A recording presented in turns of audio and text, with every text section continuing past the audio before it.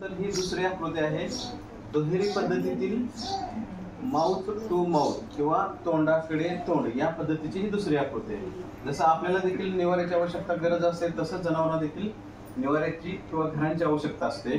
तर मगाशी आपण जी आकृती पाहिली का त्याच्यामध्ये एकेरी टाईपची होती, वर्षाला तुमची संख्या डबल होणार आहे किंवा मोठी होणार आहे, त्याच्यामुळे आपण काय केले, मगाशी समजा इकडून एवढी ही अर्धी आकृती होती ते आता काय केलंय तिचंच डबल केलेलं आहे किंवा पुढे पण वाढवलेलं आहे।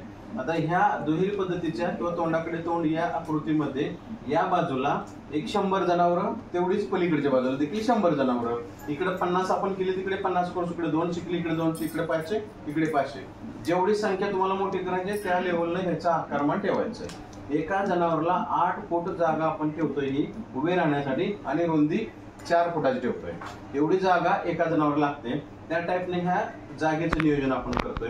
जागा कशी असावी, गोठ्याची तर उंचावर असावी, जमीन निचरा होणार असावी, मुख्य रस्ता त्याला उपर रस्ता आणि त्याला चिटकून गोठा असावा, कारण तुम्हाला वैरण आणायचे आहे, जनावर मोठ्या बाजारामध्ये गाडीमध्ये न्यायचे आहेत, त्यासाठी छोट्या रस्त्याच्या जवळ असावी।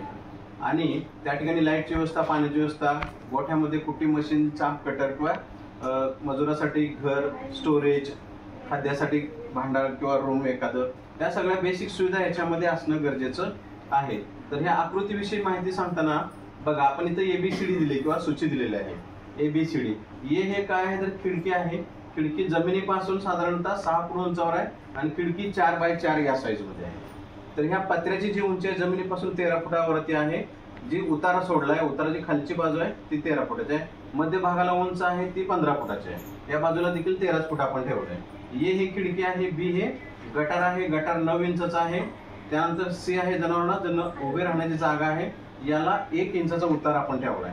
डी हे गव्हाण आहे, गव्हाणाचं साईज किती आहे तर 2.5 बाय 2.5चं गव्हाण आहे।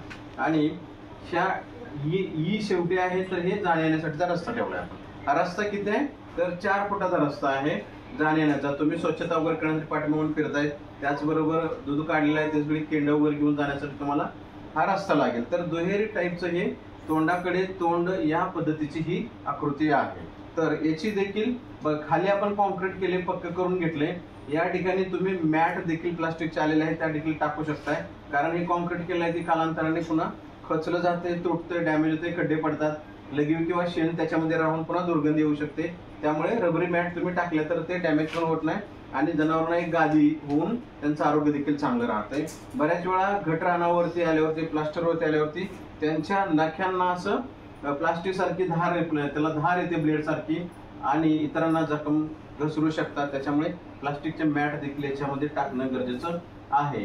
तर हे गव्हाण आहे 2.5 बाय 2.5चं, खोली पण 2.5 आहे, रुंदी 2.5 आहे आणि उंची देखील 2.5 आहे।